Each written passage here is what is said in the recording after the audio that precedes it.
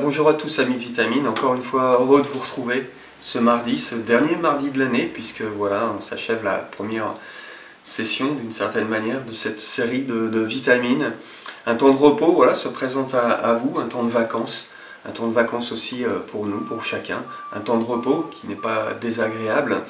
Et c'est à ce sujet que je voudrais partager avec vous, pour ce temps de repos peut-être qu'il y a quelques petits conseils à entendre du Seigneur avant d'aller se reposer. Le repos, en fait, c'est très simple, va se trouver, le véritable repos, c'est pas dans le divertissement, bien qu'on ait le droit de se divertir, bien sûr, et puis d'avoir des activités autres que notre activité professionnelle de l'année. On peut visiter des personnes, on peut visiter la famille, mais le véritable temps de repos se trouve dans le Seigneur. Jésus disait « Venez à moi » encore une fois, je l'ai peut-être répété souvent au cours de l'année, mais « Venez à moi, vous tous qui êtes fatigués et chargés, et je vous donnerai du repos. Recevez mes instructions, car mon joug est doux et paisible. » Et donc c'est auprès du Seigneur qu'on trouve du repos. J'ai toujours cette image de ces petits oiseaux qu'on voit virevolter à cette période de l'année, hein, entre le mois de mai et le mois de juillet. Ces petits oiseaux qu'on appelle des martinets qui crient, qui virevoltent dans nos rues, qui volent très très vite en escadrille, et des petits oiseaux noirs qui ressemblent en fait à des hirondelles, mais qui ne sont pas des hirondelles, ce sont des martinets, et qu'on voit voler très vite dans nos villes autour de nous. Et ces petits oiseaux en fait ne se reposent jamais, sauf pour la femelle pour pondre, et ils sont très mal équipés pour se poser, donc ils volent tout le temps. Et pour se reposer, eh bien, ils montent en altitude. Ils montent très haut en altitude et ils se reposent à peu près à 1500 mètres d'altitude tout en volant, en réduisant leur battement d'ailes, mais en volant. Et je trouve que c'est une superbe image pour nous aussi. Le temps de repos, c'est pas arrêter notre activité spirituelle, mais c'est peut-être un temps aussi pour s'élever aussi vers le ciel et d'une certaine manière s'approcher du Seigneur. Et écouter sa parole, écouter sa voix. Vous savez que dans un temps de repos, dans un temps de vacances, Dieu peut nous renouveler et nous donner une vision nouvelle pour repartir avec plus de force. Jésus a mis ses disciples en repos régulièrement. Il y avait des activités, ils étaient dans la foule, etc., etc. Et Jésus a eu la sagesse, évidemment, et il nous a montré l'exemple de nous mettre à part aussi pour un temps de repos. Il les prenait à part, il les enseignait, et il renouvelait leur force et leur direction.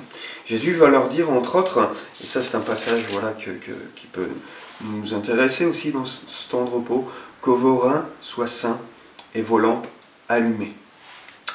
Que vos reins soient sains et vos lampes allumées. Ça nous parle encore d'une activité en fait intérieure, hein, c'est une forme d'image, mais les reins, se ceindre les reins, c'est le signe de l'activité, du travail. Et puis la lampe allumée, c'est le signe de l'activité spirituelle dans notre cœur, dans notre âme, du Saint-Esprit. Et donc, bien recherchez que vos lampes soient allumées. Cette parabole, ce texte de Luc, en chapitre 12, et qui commence au verset 35, nous parle aussi d'être semblable à des hommes qui attendent que leur maître revienne des noces. Eh bien oui, il ne faut pas oublier qu'un jour le Seigneur reviendra, hein, et comment il nous trouvera. Quand j'ai fait mon service militaire, j'étais huissier. Un huissier, c'était la personne qui ouvrait les portes au général. Quand il arrivait avec sa voiture, avec le capitaine, avec toute son équipe, il arrivait, il se mettait à la porte de l'hôtel de commandement où j'ai fait mon service.